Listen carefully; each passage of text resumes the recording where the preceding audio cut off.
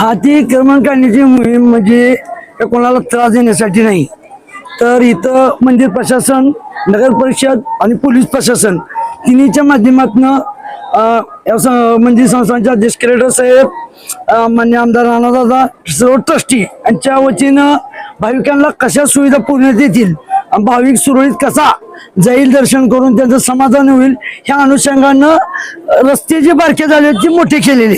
मूळ दुकानदारांना त्यांच्या जागेत बसविण्यासाठी सर्वांच्या प्रयत्नातून भाविक व्यवस्थित दर्शन करून जावा ही भावनेच्या दृष्टिकोनातून अतिक्रमण काढलेलं नाही. फक्त ज्या त्या ठिकाणी मूळ मालक आहेत दुकानदार, त्यांना त्या ठिकाणी बसाचा भाग म्हणून आपण ही मोहीम राबलेली आहे. मन प्रसन्न 100% होणारच, कारण इतके दिवस काय होतं, गर्दी, रस्ते बारीक होते, येत असताना काही अडचणी होत्या, काही छोटे मोठे व्यापारी रस्त्यावर बसायचे. पण मान्य आमदार साहेबांनी त्यांच्यासाठी सुद्धा सुविधा करायला सांगितलेल्या आहेत. आता आचारसंहिता लागल्यामुळे थोडी दिवस लांब त्यांना वाट पाहावं लागणार आहे, पण त्यांनी सुद्धा थोडं दम धरला पाहिजे. त्यांनी काही लोक कर्मचारी उद्धटपणे उद्धट बोलत आहेत, पण त्यांना सुद्धा आमच्या माध्यमातून अशा जर परत त्यांनी घटना केल्या तर आजच एक मिटिंग झाली होती. त्या मिटिंग मध्ये असं ठरलंय की मान्य तहसीलदार साहेबांसमोर त्यांना हजर करायचं आणि पुढील कारवाई करायची. तुळजापूर शहरातले पुजारी असतील, व्यापारी असतील, नागरिक असतील, आमच्या तिन्ही नगर परिषद, मंदिर आणि पोलीस प्रशासनामध्ये आम्ही एवढं सांगू इच्छितो, आपण आपल्या जागावर व्यवसाय करावा, रस्त्यावर अतिक्रमण करू नये. की आज मी तुम्ही जर पाहिलं तर प्रत्येक भाविक आपल्या ज्याला जी वस्तू पाहिजे त्या दुकानी जात आहे आणि मन प्रसन्नतेनं ती वस्तू खरेदी करत आहे. पुढे आल्यानं जास्त गिऱ्हाईक होतं, ही जी मानस आहे ही चुकीच आहे. तर आता आपण एवढं सगळं तुम्ही फिरलं असाल, बघितलं असेल, प्रत्येक ठिकाणी भाविक व्यवस्थित चाललाय, रस्ते येण्यासाठी मोकळे आहेत आणि ज्या तिथलं गिऱ्हाईक व्यवस्थित व्हायला ना, त्यामुळे अतिक्रमण करायची गरजच नाही. कुणी रस्ते चांगले झाल्यावर का ते स्वच्छता करायला अडचणी येत नाही. आज स्वच्छतेच्या कर्मचाऱ्याला अडचणी यायला लागले का, जर आडवं कोण बसलं तर त्यांना स्वच्छता सुद्धा करता येणार. नगर परिषदच्या कर्मचाऱ्याला सुद्धा तर मंदिरच्या अधिकारी आहेत सोबत, त्यांना सुद्धा अडचणी येत नाहीत. उलट सर्व सुविधा व्यवस्थित व्हायला लागलेल्या आहेत. त्यामुळे तुळजापूरचे पुजारी असतील, व्यापारी असतील, यांना सुद्धा विनंती आहे, आपण आपल्या ठिकाणी जाऊन व्यवसाय करावा. आणि नागरिकांना सुद्धा आणि भाविकांना एकच आहे, त्यांच्या काही सूचना असतात तर कलेक्टर साहेब आणि राणादादा ही 100% त्या सूचनेचं पालन करतील. आणि व्यापाऱ्यांना सुद्धा आव्हान आहे, त्यांच्या काय सूचना त्यांनी आवर्जून करा. आम्ही एकतर्फे करणार नाही, त्यांच्या सुद्धा बाजू ऐकून त्यांना सुद्धा न्याय देण्याचा प्रयत्न करू. पोलीस कर्मचारी यांच्या माध्यमातून तिन्ही रोडला अतिक्रमणाची मोहीम आम्ही राबवत आहोत. कोणते 3 रोड? भवानी रोड, आर्य चौकाचा रोड आणि इकडे महाद्वार रोड, शुक्रवार पेठ रोड, या तिन्ही रोडला आपण ही मोहीम राबवत आहोत.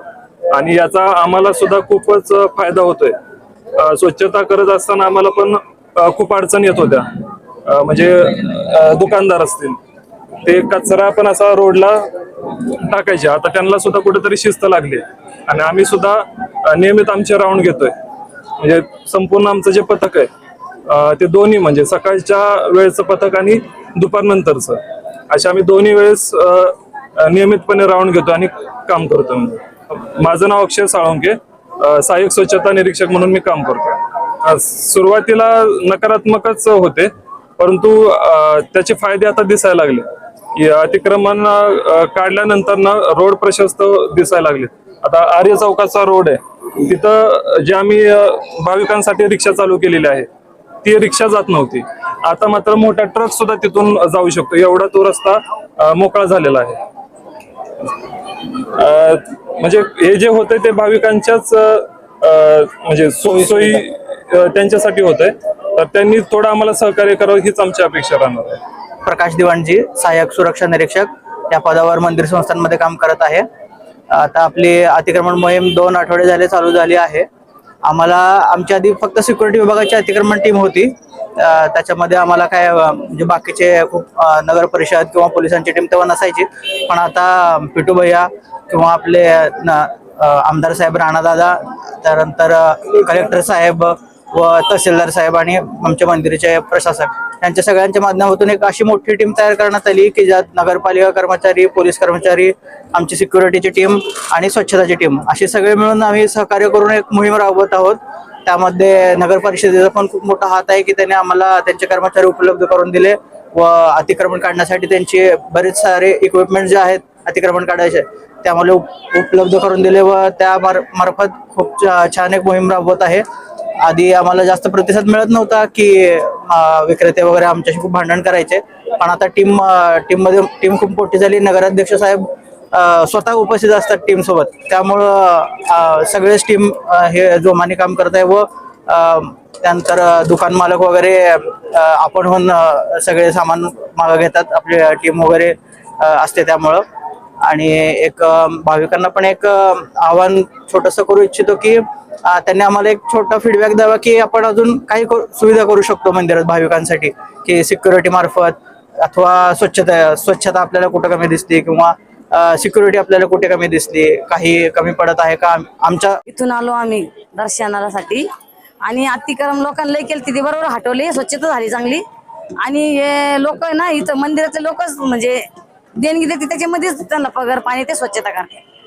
एकदम छान वाटतं आम्हाला स्वच्छता. आणि इथं पाणी मारले राहतं, इथं जास्त ऊन राहतं ना, तिथं पाणी मारते, हे धुवून काढत्या चुकून लई मुळं आणि थंड वाटत पायाला. आम्ही मागं आलो होतो, आमची मुलं आम्ही म्हणजे गच्चा होते तेव्हा इतकं स्वच्छता नव्हती, आता एकदम स्वच्छता आहे छान. आणि मंदिरात पण छान आहे आता, जरा काम केल्यामुळं जरा मोकळं झालं, जास्त पब्लिक बसायला लागली आणि जास्त लोक बसू राहिले, स्वच्छता झाली.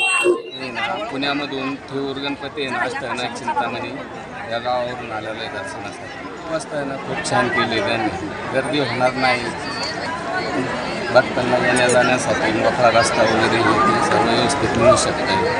फरक पडलेला आहे, एक वातावरण मोकळं झालं, गर्दीचा प्रॉब्लेम्स होऊ शकत नाही.